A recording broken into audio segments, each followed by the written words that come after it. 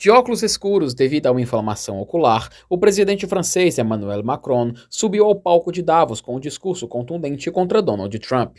Macron afirmou que a Europa não aceitará imperialismos e que o bloco não se curvará à lei do mais forte. O recado veio após Trump vazar uma mensagem privada em que o francês questionava a tentativa dos Estados Unidos de comprar a Groenlândia.